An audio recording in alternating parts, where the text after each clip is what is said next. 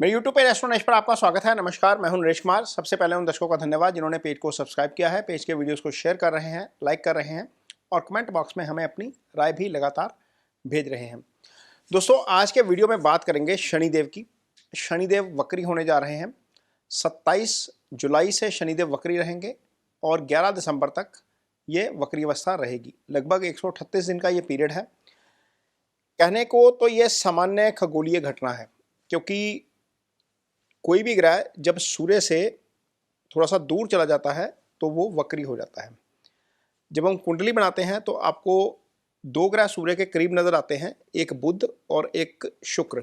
ये आपको नंगी आंख से भी नजर आ जाते हैं आसमान में, क्योंकि ये इनर सर्कल के प्लैनेट हैं। इन्हें अंतरीय ग्रह कहा जाता है, यानी कि ये इनर सर्कल के प्लैनेट हैं। ये आपको नंगी आंख से नजर आते हैं।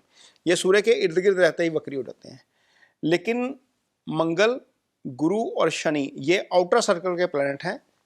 ये जब सूर्य से लगभग 120 डिग्री की दूरी पर चले जाते हैं तो ये वक्री हो जाते हैं। किसी भी कुंडली में यदि सूर्य से मंगल, शनि या गुरु की जो स्थिति है वो 5वें भाव में भी होगी तो भी वो वक्री हो जाएगा। यानी कि यदि किसी की सूर्य कुंडली बनाएंगे तो सूर्य से 5वें, 6ठे, 7वें, 8वें, 9वें भाव तक भी हो कोई ग्रह तो वो नंगी आंख से देखकर बताया जा सकता है कि ये वक्री अवस्था में हो सकता है।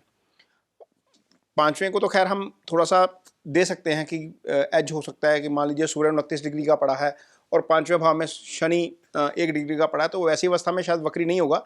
लेकिन यदि सूर्य की डिग्री कुछ कम है, 15 डिग्री के आसपास है, और इधर शनि भी 15 डिग्री का है 5वें या 9वें भाव में, तो वो वक्री ही होगा। अदरवाइज 6ठे, 7वें, 8वें भाव के प्लैनेट सूर्य के सामने हो तो वक्री होते हैं।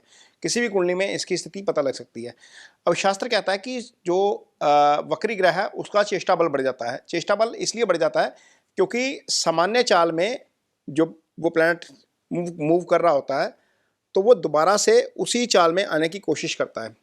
तो कोशिश करता है तो वो अपना बल ज़्यादा लगाता है। मान लीजिए एक रबड़ है, उसको पुल कर दीजिए तो रबड़ जैसे ही आप छोड़ेंगे तो वो दोबारा उस स्थिति में आने की फोर्स के साथ प्रयास करती है।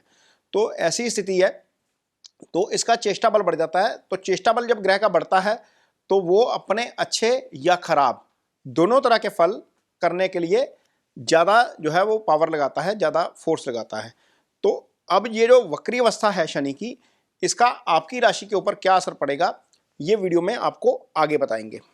तो ये जो शनि की वक्री अवस्था है इसका किन राशियों के ऊपर असर पड़ेगा ये वीडियो में आगे समझने की कोशिश करते हैं। अगली राशि जिसके ऊपर इसका असर हो सकता है शनि के वक्री अवस्था का, वो है आपकी धनु राशि। धनु राशि के जातकों के लिए इस समय यदि शनि की स्थिति देखेंगे तो शनि चौथे भाव से गोचर कर रहे हैं। चौथे भाव में शनि की ये ढैया है। चौथे भाव का शनि जो है वो आपको थोड़ा सा कर्म से संबंधित फल डिले से देगा, क्योंकि सीधी दृष्टि जा रही है आपके कर्म भाव के ऊपर। जिस प्रकार से सिंह या मेष राशि के जातकों के लिए शनि अच्छा फल नहीं करते, वैसे ही धनु राशि के जातकों के लिए भी शनि अच्छा फल नहीं करते, क्योंकि धनु राशि जो है वो गुरु की राशि है और शनि और गुरु में आपस में मित्रता नहीं होती। यहाँ पर शनि क्या है, तीसरे भाव के स्वामी हैं और दूसरे भाव के स्वामी हैं। दूसरा भाव धन भाव होता है और तीसरा भाव पराक्रम का भाव होता है। तीसरा उपाच्य भाव होता है जहाँ पर शनि की मूल त्रिकोण राशि आती है। तो अल्टीमेटली शनि को दोनों राशियों के फल करने हैं। और चूंकि शनि जो है वो आपकी कुंडली में चौथे भाव से गुजर रहे हैं तो आपके जो है वो सीधा चंद्रमा को भी देख रहे हैं। दशम दृष्टि आपके चंद्रमा के ऊपर जा रही है, तो वैसे भी थोड़ा सा आपका स्टेट ऑफ माइंड नेगेटिव रह सकता है। और इस अवधि के दौरान आपको छठा भाव के जो है वो खराब फल भी मिल सकते हैं, क्योंकि शनि की तीसरी दृष्टि आपके छठे भाव को एक्टिव करती है। छठा क्या होता है, रोग ऋण शत्रु का भाव होता है। तो इवेंचुअली जब शनि 7.5 या ढैया में आते हैं तो किसी ना किसी रूप में छठे को प्रभावित कर देते हैं। शनि की 3 दृष्टियां होती हैं, कोई ना कोई एक दृष्टि आपके छठे पे चली जाती है। जैसे हमने देखा कि मेष राशि के लिए शनि की सीधी दृष्टि छठे पे जा रही है, या सिंह राशि के लिए छठे के स्वामी हो जाते हैं। इसी प्रकार इस राशि में धनु राशि के जातकों के लिए छठे को देख रहे हैं तो रोग ऋण शत्रु का भाव है। लीगल या फाइनेंशियल गारंटी हम नहीं लेंगे, डाइजेशन का जरूर ध्यान रखेंगे और इससे आपको गड़बड़ हो सकती है। ये स्थिति आपके लिए अच्छी नहीं है।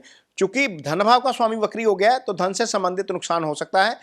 भाई के साथ अंडरस्टैंडिंग में दिक्कत आ सकती है। तीसरे भाव से हम भाई का भी विचार करते हैं। तो ये धनु राशि के जातकों के लिए जो है वो चीजें देखने वाली होंगी, ये समझने वाली होंगी। यहां पर जरूर ध्यान रखिएगा, इन 138 या 140 दिनों के लिए जब शनि वक्री अवस्था में है तो आपको ये दिक्कत दे सकते हैं।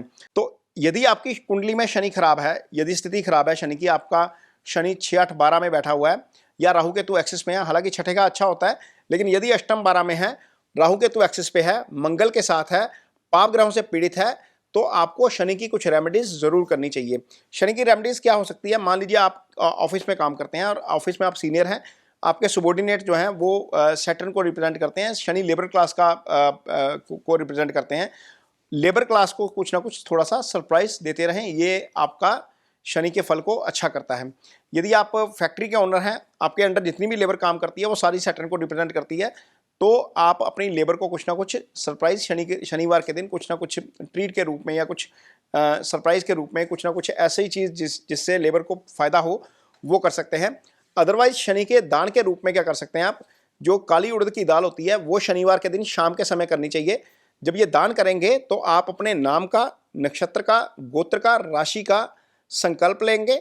संकल्प लेने के बाद जिस मकसद से ये दान किया जा रहा है उस मकसद को मन में धारण करेंगे। ये दान राजसिक दान कहलाता है जो हम संकल्प लेकर करते हैं।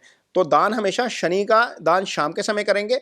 और इसके अलावा यदि बहुत ज़्यादा खराब स्थिति है शनि की, तो एक बार शनि शिंगणापुर में जाकर दर्शन जरूर करने चाहिए। शनिवार के दिन आपको शनि आरती में या शनि के यज्ञ में भाग जरूर लेना चाहिए। तो ये वीडियो आपको कैसा लगा इस पर कमेंट बॉक्स में अपनी राय जरूर दीजिए।